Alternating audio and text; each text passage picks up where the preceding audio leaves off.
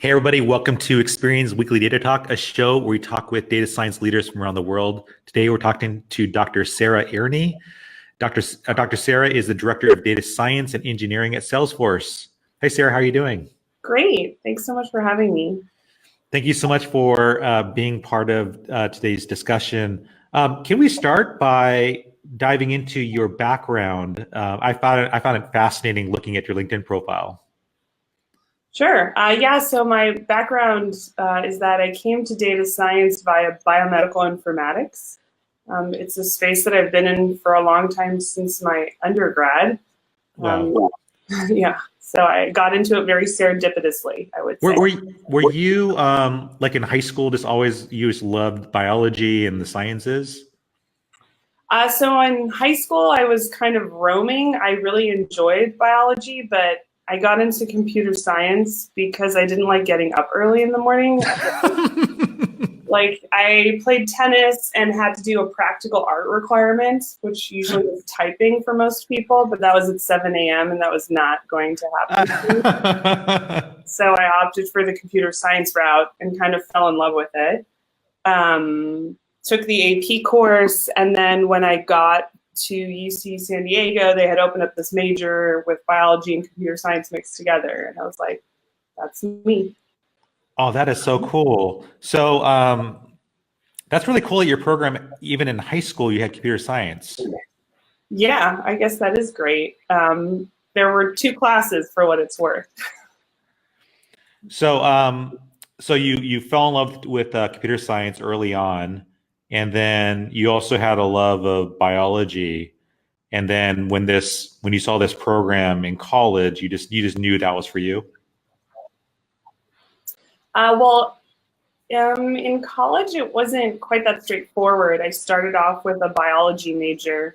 At UC San Diego, biology is a division, so there are a lot of sub-majors inside of it. And there was just an interview or kind of a first day where they had all of the various folks that were heads of each of the groups presenting. And one guy just came in and sort of offered it up as a challenge, like, well, if you want, at the time, molecular biology was the most challenging major. He said, if you want molecular biology on steroids, you should add some computer science and bioengineering into the mix. And I was like, oh, yes, please. So at that point, it was a little strange. It was like some odd combination of, we only let a certain number of people in, so start taking the courses and we'll see how you do. And I guess I did well enough, so I did get through it. That's cool. So did you find yourself in some classes that you were just in some science courses with a lot of other science majors, and then you were also jumping into computer science classes with mostly people that were just computer science majors? Exactly. Was it like that? Yeah, so my bio courses, I would say, were largely pre-med folks. So they were wanting to become physicians, some of them research scientists maybe. And then yes, computer science was exclusively computer science. There were, I think, 8 of us in my graduating year that were cross. Oh. This is very small. It's a large university. What courses or languages were you learning when you were in school? It really depended on the professor. So we did like C, Java. It just jumped around depending on what that professor was, I guess, probably most passionate in. We did some MATLAB. It might have been intentional. I couldn't honestly say. I was kind of like a course undergrad tutor TA for a few that were in Java, but it was, learn it and do it. Yeah. So as you were going along, did you kind of have in mind, like, I'm definitely going to go to graduate school, I definitely want to work my doctorate? Like, when did that kind of take form in your mind? Yeah, that definitely did not happen. Kind of similar to starting computer science because of my lack of desire to get up early. I wandered through my undergrad, I think at first wanting to maybe be a physician because, these things just aren't obvious to you. At least they weren't to me. Maybe they were to you. No. Definitely not. That's good. Hopefully, yeah, that's probably I'm always in awe of folks that know exactly what they want Yeah, and feel strongly about those things. I wish I could have a nugget that's of that. right. That's right. No, so I meandered. I think at one point, once we were in the bioinformatics core course load, there were I think about 6 of them that were kind of the, I guess what is usually referred to as upper division or more advanced courses that were within that bioinformatics core. We did have professors come and essentially pitch to us to do research with them. So I did do that, which was fun. And then kind of heard about a summer program that allowed me to do research elsewhere. So I went for 2 summers to do research at Caltech. Oh, wow. With this Professor Barbara Wold there, who's this like amazing biologist, really, but was nurturing the kind of computer science folks in the lab. And there is when I guess I learned that this was a path and applied to grad school. I remember very explicitly I wanted to stay in the bioinformatics world. Of course, there were not that many courses or offerings. This was in 2006, so or 2005 or 4. It was a long time ago. Just like data science wasn't a thing, really. Bioinformatics was getting into being a thing. And when I was applying, I remember distinctly, I was applying to, Caltech and UCSD because, I knew people there. So hoped I would get in as a result. And then UCSF, Columbia, Stanford, Berkeley, University of Washington, just all over. Wow. And I remember just also trying to have sort of my safety school, which I just wasn't sure what it was, and kind of fallbacks. But eventually I got in. Sort of had to make a decision, which I would say was much worse. I could kind of whittle it down, and then once I got down to the last 3, it was hard. How did you finally make the decision? 'Cause that's really hard when you have so many great schools to choose from. Yeah, it was definitely really hard. At the end, I had really, and it was a struggle, but I had narrowed it down to this joint program with UCSF and Berkeley and Stanford. So at least I knew I was moving to the Bay Area. Although I would say at the last minute, I kind of thought oh no, I'm going to stay at UCSD. I know everybody. I feel like I did a similar thing for my undergrad. As UCLA, I know everyone. It feels safe, but I think it's good to venture out and try new things and learn, research from other folks that I hadn't met before. What it came down to was I love to make lists and convince myself that I've somehow tapped into everything that matters. But the struggle of not knowing exactly what I want all the time. So I at least laid that out. I remember doing all these rankings on how are they on each of the possible disciplines, computer science, math, statistics, bio, their med school, how do those things rank? And look, it's even most of the time. So it came down to the way I felt within that community of individuals, and the program at Stanford really impressed me. The students, the faculty, they really felt like a tight-knit community that would support each other in intellectual pursuits. Some students will take a break in between finishing their bachelor's and then going on to a master's, and in your case, going on to a doctorate. Did you just know, I don't want to take a break, I want to just continue on? So I had a little built-in break. Okay. I decided to minor in French literature at UCSD. Oh, wow. Right, which, seems good at the time, and then it kind of made it impossible for me to graduate in precisely 4 years, so I had to add 1 quarter to get through it. But I'm really glad I did. It was still fun and great. It doesn't hold value. It's just for, again, the purposes of how many times in your life are you free to just pursue things of interest. And that meant that for kind of a 9-month period there, I was free. I did continue doing research. I did do a little bit of traveling, but nothing amazing, backpacking throughout continent. Wow. Not that. Oh, not that. I wish I had. No. But but still kind of that sense of like, I know what the next step is and I am giving myself a pause. It's kind of a nice feeling. I think I don't know if I would do anything differently. I feel grateful to have had the opportunities and, you know, like the financial support to be able to do this. Like there's undeniably, this is not an opportunity that everyone has. But the flip side, I also understand that if you do really start working, it becomes hard to say, you know, despite sort of having support from my family and, you know, a little bit of work and research that I could be paid for on the side, I think if you have a job and you really work, it's hard to say, I'm going to stop having that income and go back. So I think for folks that can really do that, fantastic. And it absolutely removes kind of for a moment, there is certainly a lot of stress in grad school and in undergrad to perform. And it's very hard to stay grounded in the purpose of research and the joy that you feel in it when there's just consistent pressure. And so there's the value of leaving to kind of reassess the situation and knowing that this is an opportunity that is unique that you won't get again. But I also understand that people that do it often kind of get stuck and stay in industry. So tell me more about this time. I mean, you didn't have that much time off, but it was a little bit of a break between the heavy research you were doing. How important was that to you to have that period? Yeah,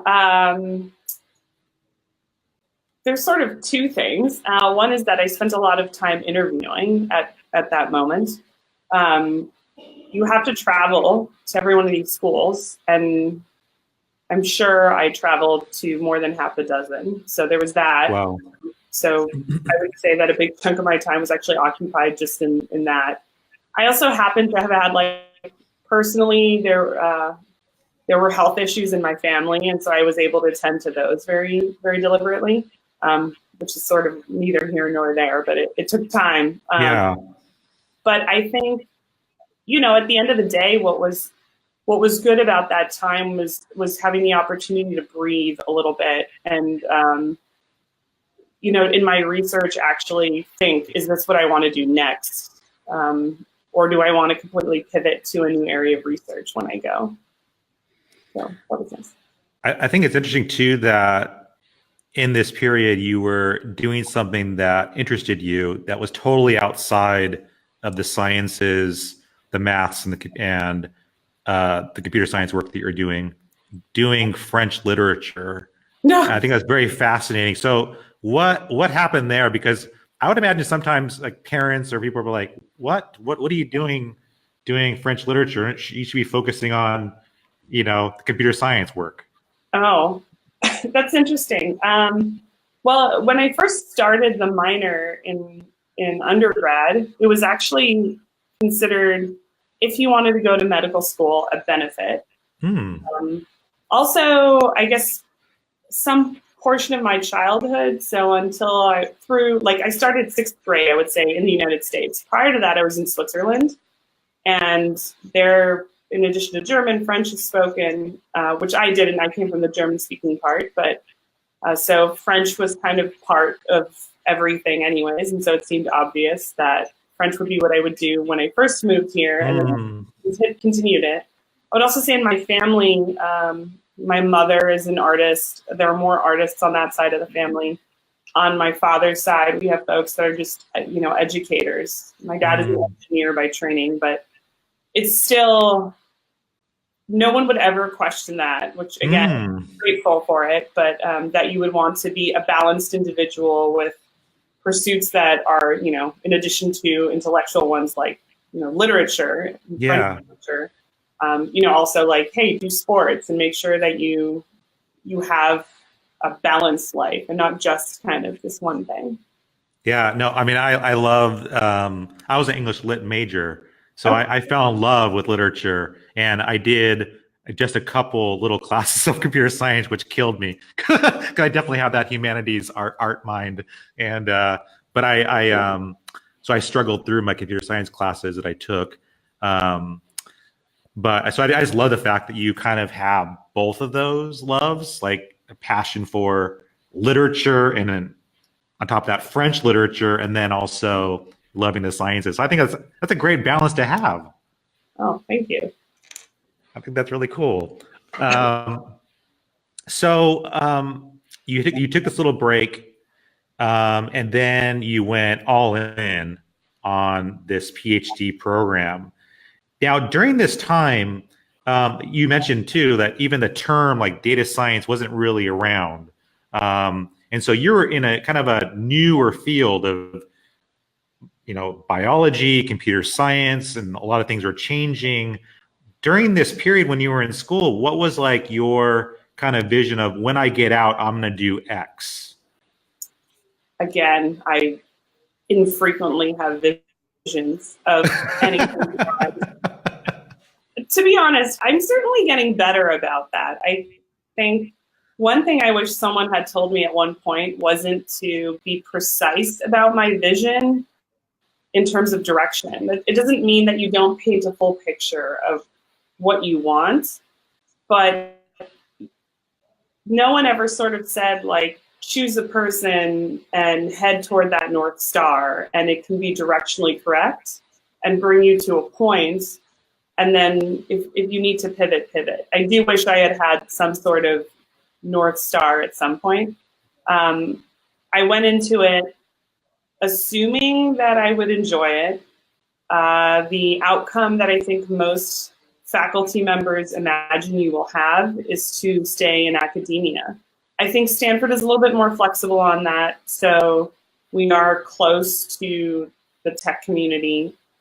Certainly there's an office that dedicates itself to patents and making sure that those are exposed so that the outside community can kind of see what's there and find opportunities. I took courses in the business school at the summer program. And then I went so far as to like start a consulting company with a few of my classmates.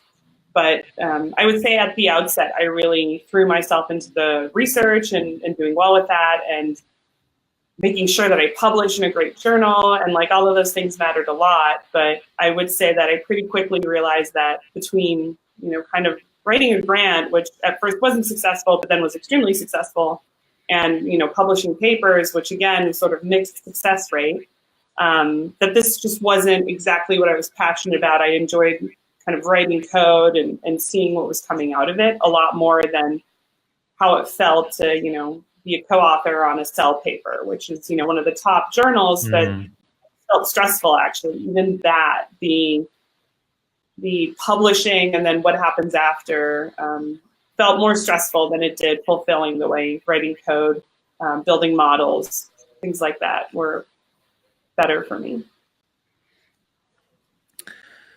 I can't even imagine the amount of work that was involved with all the research, the programming, your writing, and then also all the other work that's involved with being a doctoral student, having to maybe even teach classes and help mentor others. Was that also? I didn't have to teach. I just had to mostly TA. But my program actually, no courses of my own.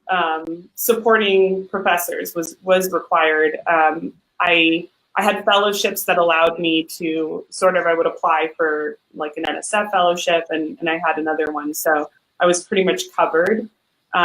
Still was required to do some course TAing in order to, presumably for growth reasons, see what that was like.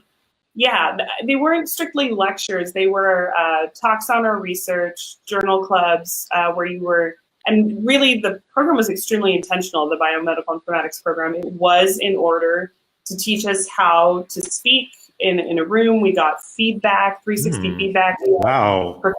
That worked with us, that spent their time before your talk going over it and shaping it.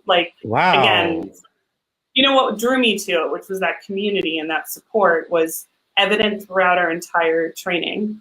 But yeah, it was absolutely, I don't think I ever felt that I was overwhelmed with the things to do. I think most graduate students have the experience where they feel self-driven, partially maybe out of fear that they'll get scooped, that somebody will, write a paper on your topic. But in retrospect, and even today, like one of the things that I really wish had happened in graduate school, professors are really not managers. They're brilliant. Not many of them have worked in industry. And so they haven't had the opportunity to bring in the work that the industry has done in order to accelerate development, to learn how to shift direction. You kind of do set yourself a certain goal. So for my dissertation, the main focus was building a model to try and label cells in this model organism. It's like, oh, wow. Right, if I get to have a moment of nerdy. So it's this, it's going to sound disgusting. Usually for people, it's a worm, but it's microscopic. It has fewer than 1,000 cells if you take out the eggs. And those cells can be named. This incredible community has evolved around. So originally someone like literally sat and watched the microscope and saw the cells dividing and then tracked them and noticed it was consistent. Genetically modify them so that they glow and the individual cells could be visible, depending on whether or not a certain gene that they had modified it for was on or off. And in addition to that, you can sort of stage all of the nuclei. And so this postdoc would take these 3D confocal microscopy images, so using lasers, and sit there and name the cells by hand. And so my job was to actually, which is crazy, a lot of work. So my job was to take the data where he had labeled those images and now build models to automate that process. And 959 cells is what it was, which he couldn't even name them all. And in particular, there were some neurons that were very hard and small and even hard to sort of, identify. And the problem is, as a grad student, I'm sort of asked to do something and so many things get in your way. And along the way, I built, a classifier that said, is this an egg? Is this a muscle? And it was great. It worked so well. And then I got to kind of the individual cell level, and I was trying to mix all these things together. But, I was never getting 100%, of course, and didn't understand that, if I were in an agile mindset, I might have published along the way. I might have pivoted. I might have asked the researcher, hey, is even labeling this subset of cells showing you only the muscles useful? And it turns out it would have been, and I could have saved him so much time. But again, the goal in research is not to necessarily, understand kind of that agile side. It's really to publish a paper. And I really wish the research community would kind of take from that. There are some labs. There's this individual, I know, Mark Sherby, who's actually a programmer by training, but now is kind of in the lab at Mount Sinai. And having that there, somebody who just knows, this is great for a database, let's put it there. Or, you can actually kind of take this approach, or helping someone along the way, a grad student, would really have, for me, been great. And probably for others, continue to be useful. Do you see that, like, what you wish would have happened earlier in your researching career, like that process of like having feedback from others as you're doing it? Do you see that like happening now, or something you'd like to see happening in the future? I would like to see it happening. I think I've reached out to a couple of folks that I now know from my program that are there to kind of discuss this concept around agility in research. I think it's a tall order. And also, professors don't have the bandwidth to be a scrum master. Like, it just doesn't work. And it also requires kind of, collaboration as well. So within certain communities, that might be hard. I think I would love the opportunity to figure out how to explore that, or to see that that's happening. I'm not sure how that would work, just how to get that experience.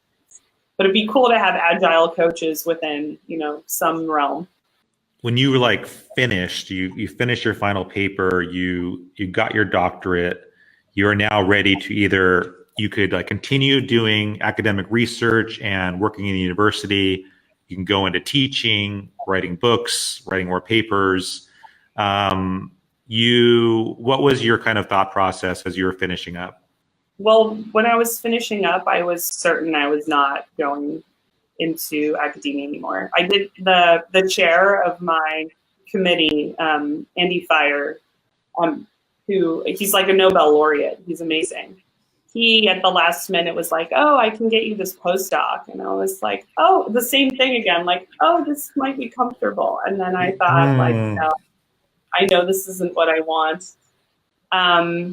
So our program, I don't think has this anymore, but had this wonderful process where you basically went through, you defended your dissertation, meaning, you know, you have this committee, you give a talk, and then the committee asks you questions, and basically you prove that nobody else in the world knows more about this very esoteric area of, like, you know, labeling adult cells in worms for the purposes of age. Like, nobody else is really focusing on in the world, so I can call myself the world expert on that for that moment.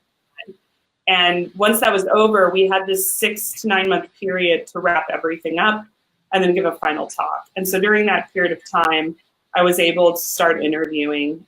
By then, data science was a term.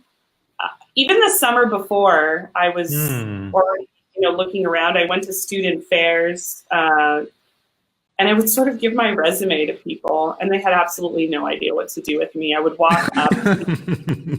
Like, at that time, data science was not, you know, people weren't showing up and saying like, "Oh, we want data scientists." So I was going to various tech company booths and various pharma company booths, and they just had no clue what to do with me. And I had done that Summer Institute in Entrepreneurship. So, you know, another what felt like paved path that I could follow was to go into management consulting, because they do take on folks like me. But then, like I said, I had also started this consulting company with some of my classmates, which was kind of a weird thing. So Barack Obama, when he was president, started these stimulus packages. And we were at a retreat for the grad students and professors in my program. And part of the stimulus package were these NIH grants that were so specific. So it was like, you can study the impact of alcoholism in networks and build a database. And like, so you had to be, you know, an expert in alcoholism, an expert in like something related to informatics, and an expert in, let's say, like network studies. And there's no lab in the world that does all of those things. And so inevitably what would happen is there would be these research grants that were joint amongst faculty members. And, you know, of course, the faculty themselves couldn't do this, but they sort of were like, hey, why don't we just help these people write their grants? And so originally we started this company, we called it Stimulomics, which sounds really weird in retrospect. It was an homage to him around, you know, creating these stimulus grants.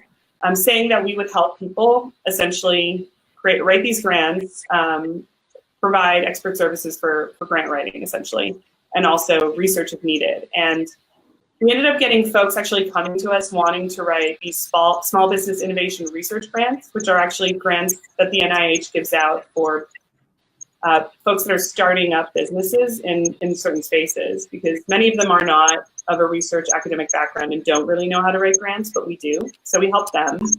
And then it rapidly pivoted to people who just wanted to do, you know, wanted to have us basically help them with whatever it might be, like some analysis. Then eventually I worked with a company that they were called Voyurl. So they were a very small startup by this guy, Adam Leapson, who is now at Giphy. I always don't know how to pronounce that. But his sort of dream was to build he wanted sort of I think he called it the browsing DNA, or browsing DNA. So it was kind of a nice fit to my background. But he basically wanted to be able to eat sandwiches that were messy and like browse the internet and not put it. And so it was this extension that you could install that would essentially track your browsing history and would then recommend sites for you. And so I worked on that recommendation engine, which again, like it was fun. I spent time with it. Got to figure out how to make it scale. Made it clear that, I accidentally stumbled into data science. I was mostly passionate about data, and that's what I was going to pursue. And then folks about a year later really started graduating and getting these jobs at large tech companies. And so I was sort of faced with that. Like, what do I applied to tech companies, I applied to pharma companies, sort of didn't want to go all the way pharma or all the way tech, and then sort of landed in this place where EMC had this distributed database, Greenplum, where they were hiring data scientists that were consultants. And so having someone like me with a very specific bioinformatics background was extremely helpful to kind of have me go help their customers in that space. It was kind of a nice little opportunity there. Yeah. What? So was it around this time where you ended up going to Pivotal? No. So Pivotal is a spin-out company of EMC and VMware, which VMware also is owned by EMC, which is now Dell, I guess. No. So what happened was Greenplum database was acquired by EMC, and Greenplum acquired Pivotal Labs. They were actually building some apps for them and then eventually acquired them. And VMware had a product, Cloud Foundry. And so Greenplum database, Pivotal Labs, and Cloud Foundry were separated off and then became Pivotal. And that's how I landed at Pivotal. Oh, okay. Okay. And what was, I guess, like, as you were like, you finished your doctoral program, leaving academia, doing some consulting, you're working with others and like, kind of basically having your own business, doing consulting, and then ending up working in the corporate world. And I'm kind of curious about like that transition, like, because you're very entrepreneurial, like doing your own studies, being in school, very self-driven, and then like doing consulting and then going into corporate. What was that process like for you? Yeah, the transition into the corporate world was pretty soft. So I think doing the consulting gave me a sense of sort of like business goals. And I said, I'm now noticing the freezing on my side as well. Oh, sorry. You know what? Before we go, could you just maybe refresh your browser, and then I'm going to bring you back in to the chat. Perfect. Let me try. Oh yeah. So the sort of consulting gave me a sense of don't do everything at once. Don't make it perfect. Get feedback. Iterate. Once I transitioned over to the corporate world. So again, that was at Greenplum. The environment was sort of amazing, to be honest. So we had this product or sets of products. It was like a Hadoop distribution, distributed database that we were offering to the customers. But they were also very focused around data science. Everything was evolving. They built this product chorus that was meant to allow us to collaborate with each other. And so I would say it's some combination of, we had this amazing leader, Annika Jimenez, who was nurturing data scientists. Then we had a lot of seasoned folks like Kaushik Das and Julia Farinas, who were experienced in the data science world, but were also extremely good mentors. So they would take the time to structure how we would go about engaging with the customers. So, for me, again, they preferred for me to go into companies like in the healthcare and life sciences space, although eventually I definitely worked with everything. But you would have these very structured engagements where the goal was really to get them to effectively use that distributed database to build models. And they usually did not have data scientists, and they certainly, didn't have how do I say, like the confidence necessarily all the time to execute on things themselves. So it was, so kind of valuable to say like, hey, we also have these data scientists who can come in and help you with this. And so we would go in and, it started off just like, well, I'm confident with data. This is what I've been doing, for better or for worse, even in my grad school. Yeah. And so, but they would provide a structure around it. So how we would approach it. So what they did was they kept it academic, but sort of brilliantly introduced, this is the process. And I feel like that's, for me, a lot of what I've learned in industry is just being okay with process. Process is what brings us to a place of knowing that, what is our next step?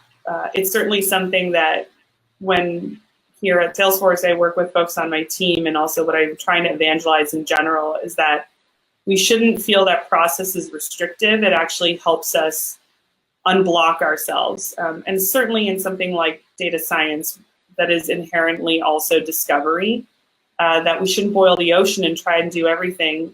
We shouldn't try and label all of the worm cells on the first day. Maybe we can just help out a little at a time. And so I would really say, just like with my grad school decision, choosing the right place that really nurtured us was important. What were some of the things that the leaders did to help nurture up these young data scientists that are just coming out of school? Because learning the business side can be very, very complex. Yeah.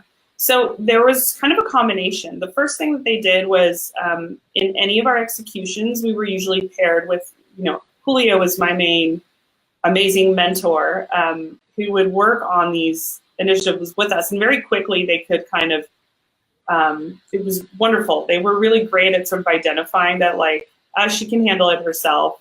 Maybe she wants to handle it herself. But then they had these other forums where we would come back and discuss our findings, get feedback, and that felt very academic, very much like the lab environment where you had lab meetings, sort of what I described earlier. You describe your research, you describe even the literature. We were given time, and this is something that was pretty important. And I think today, even what's important is to find those passion projects. So I kind of early on was encouraged by Annika to figure out how to do something with my old world. And in that case, it was really around kind of well-backed genomic sequencing and genetic data and its distributed database. It's very frustrating. When I was in grad school, yeah, the students, they're so great, but we just don't know what we're doing. So, sometimes it's a little terrifying to me how like grad student code is probably used in like some pretty crazy places in the world. But like even down to the point of like we were able to make decisions on like the clusters that we were building. Like I remember us buying like a rack and like the machines that were going into it, and I was like, I want lots of RAM. I have big one data. And like we had kind of these discussions, and if you look at what happened, especially in the sequencing space, everybody was using these clusters, these like supercomputers essentially designed for like physics and chemistry simulations, and they're not good for data. Like processing massive data, it can do it, but they would basically take data, sort the data based on some sequencing and location information, and then write it to a file. And then they would index that file. And then they would, I don't know, like compress it and make it a binary. And I was like, once I was in the database world, I was like, wow, we reinvented databases. Like, that is so painful. It was really fun to get to kind of learn about like, oh, this is what industry has for technology. And like, yeah, we should probably have figured it out. And so I put that stuff in a database, and then I put images in a database, and I did like filtering of images in databases. And it was like, once you have like the thing that is there for, is built for data, it was pretty incredible. So it was kind of this combination of like nurturing our intellectual curiosity, building out kind of these new skills around presenting and how to iterate, and then like again partnering us with folks that really knew how to help. Like, this is how you ask a question, this is how you approach it. That was great. As you began to lead data science teams, I'm kind of curious how you now kind of mentor this next generation and how you're nurturing people? Yeah, I think the most important thing for me really is to work on unblocking people. I think the further along you get in your career, the more important I think it is to realize that you will probably, I don't know how to say this, you will lose touch with certain things. But I think for me, when I'm working with the amazing people here at Salesforce, they're super talented. I think what they sometimes need is just someone to listen and to identify, oh, this is your blocker. This is what's, this is what we can adjust, because everyone has such talent and we all have blind spots. I always work on trying to identify my blind spots. Salesforce has great resources here to help you. And I think it's really, for me, about trying to learn from how some people do things very effectively, learn, of course, share my own experiences, and then, but not limit myself. I don't want to make people like myself. I want diverse teams with diverse opinions and different ways of approaching problems so that they're representing like our customer base, but also all of these blind spots that we have when we only think about what we know. And so I really see my role in helping them as only identifying like, hey, it sounds like this is what's hard for you. Let's figure out how to work on that together. It's about, us trusting each other, that we're helping each other with and have great intentions every time we work together. So I think it's mostly about that. I love that you're so driven on that relationship, getting to know people, and then helping them along the way and uncovering those blind spots, because those are the most difficult things for us to discover, because we don't know what we don't know. And sometimes it takes another person to kind of see that in ourselves, to be like, hey, by the way, I'm noticing this. Is this a challenge for you? I need that from my boss. Oh, yeah. That's very well put. What I'm curious about, as you're building up teams, as you're looking to hire people, what are important skills and or traits when you're choosing somebody for your team? Yeah. So if we're thinking specifically kind of on the machine learning data science side, I think there isn't kind of a blanket trait that has to be there, except for, like kindness, assuming best intent, kind of really that you're a team player and you're here to further everybody. So that is the one thing that's true.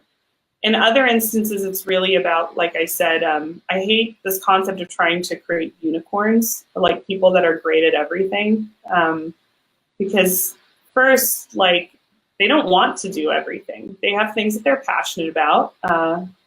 And everyone is entitled to finding that passion. And so it's about figuring out how to balance the team. I would say if you're looking for kind of a traditional data science role, which sometimes, we want someone because we feel we have a gap around people that are very greedy with data. I think kind of on the analysis side, that's important, is somebody that will pursue a curiosity around why.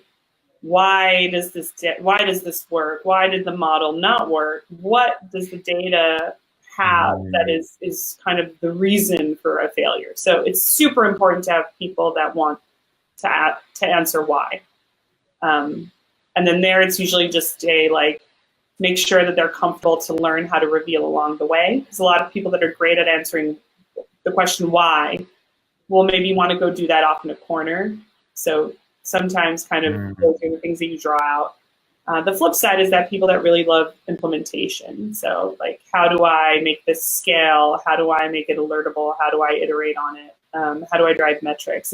And sometimes those two sides have to come together, because kind of the people that are answering the question, why, need to have somebody that implements the monitoring that allows them to sort of see it at all times. What happened and why?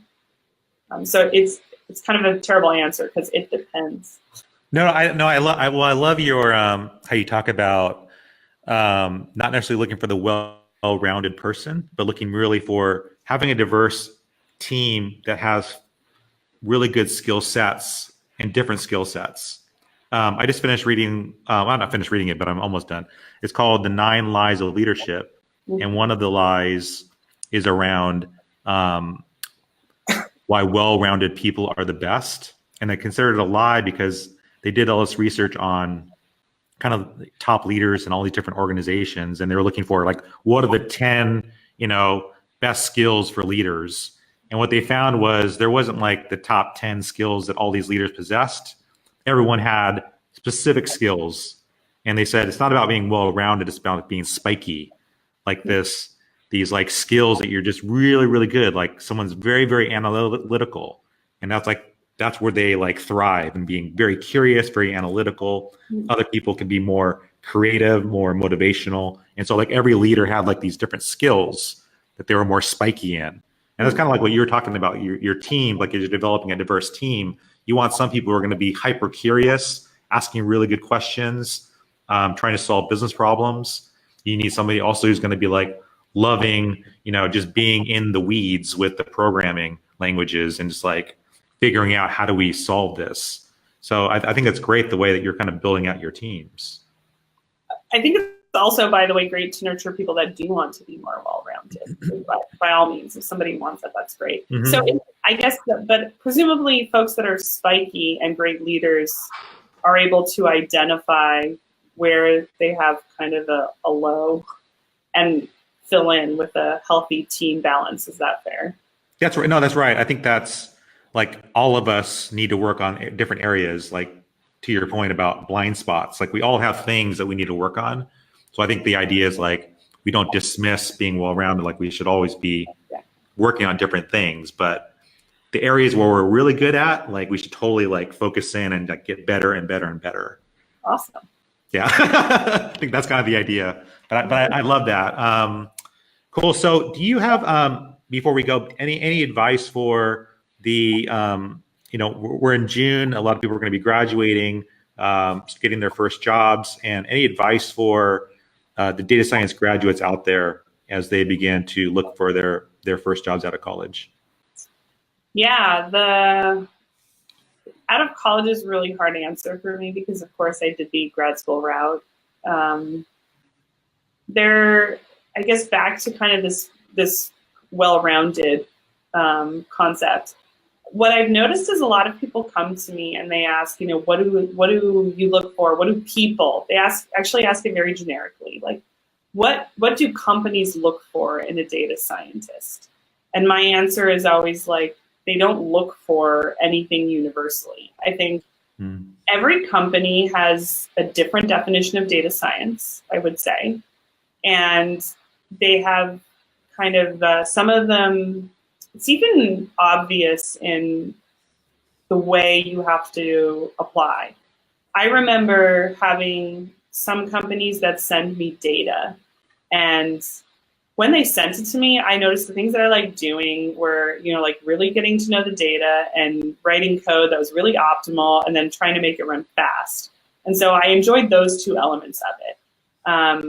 My boss, Julia, loved visualizations. I think we have someone here on the team, Chris Rupley. He's brilliant at visualizing. He's brilliant at everything, but you have some people that really enjoy that element. And then you have other people that really love, there's this guy here, Mike Lowe, who loves beautifully tested code. And everyone has certain passions. And I think not that specifically every interview is going to be that precise, but I think as you're going through the process, it's not about making sure that, if you're, some folks are saying like, oh, do I need my GitHub repo that has certain things, or do I need like a portfolio of sorts with visualizations? And it's like, my query to them is always, what do you want to be doing? And if you actually have your resume represent what you're passionate about right now,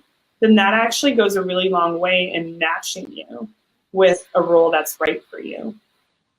I think if you try to, be that unicorn, it's not going to make anybody, let you, like you said, develop that spike, I guess, like make you focus on the thing that you want. So I think certainly leading with what you're passionate about.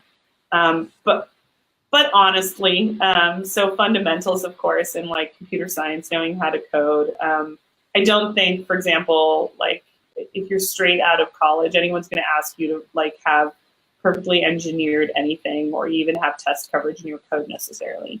What you want are people that can say, this is the data I've worked on, and this is how I went through one iteration of my model. Really describe, like, I looked at the data, this is how it looked, this is what I noticed, I built a model, I found this problem, it let me identify that I should then use, you know, different hyperparameters, different algorithms. Not, I tried them all and this one's nice. Showing that you're intentional, that you're curious, that you want to iterate and you want to learn in each iteration. I think that is maybe the one thing that I would consider universal and what always makes people stand out to me. That's really good. You mentioned something that was really an important part of your process for getting your job was the nurturing aspect, like being nurtured and mentored. And how does somebody go about finding out when they're interviewing, like, because they have the skill set and they're like, they're excited to be interviewing and this might be the job for me. But a big part of being successful in the career is like having a good mentor, a leader who's going to like help raise you up. How does somebody like kind of determine that during the interview process? Yeah. I would be very careful first to everyone to consider the difference between a mentor and a sponsor. So a mentor does not strictly have to be at your company. You can find mentors anywhere. A sponsor, though, is explicitly someone who's within your company that is raising you up. So what you're describing, often a leader, or someone, you know, either your boss or in your line or someone else high up. I think the best way to ask those questions is the interview should feel bi-directional, and there are a lot of questions you can ask. When you have a new hire, how do they onboard? You know, what do you do for your folks for their development? What do you think is most important with your team? How do you help your people grow? These are really reasonable questions to ask, and then to describe, you know, like what was a very successful, you know, person that kind of moved along in your org. I think when people ask me questions like that, I'm not offended. I like hearing that because, again, that often points to them, first of all, being easier to manage in the sense that they can tell me what they want. That's nice. But also just that we're building trust, you know, and that to me is so important. It's like you want to have someone work with you who you can trust. And I would want everyone that's applying for a role to feel that they can get into a place where there's, you know, my former manager here, Vitaly Gordon, all gave us radical candor. Like that, I think, is such a great way to approach this world where, you know, we're here to help each other out and to help each other grow and be direct with best intentions. And so start off by having those questions, even at the interview phase, with the folks that are meant to be leading you. That is great advice. Dr. Sarah Aerni, thank you so much for being our guest in Data Talk. It's an honor to talk with you and a privilege to hear your advice for those entering the data science world, for those that are in it. I think the things you shared, especially on finding that first job, is really, really crucial for this next group of graduates. So thank you so much. Thank you. Loved hearing all your insights as well, by the way. Thanks. Thank you. For those that want to follow you and connect, how best can they do that? Yeah, the best way is usually Twitter, just at iTweetSarah. You can message me there as well, but LinkedIn always works too. Okay, wonderful. For those listening to the podcast, the URL to find the Data Talk page with this interview, as well as links to Dr. Sarah's social profiles, you can go to ex.pn/DataTalkSarah.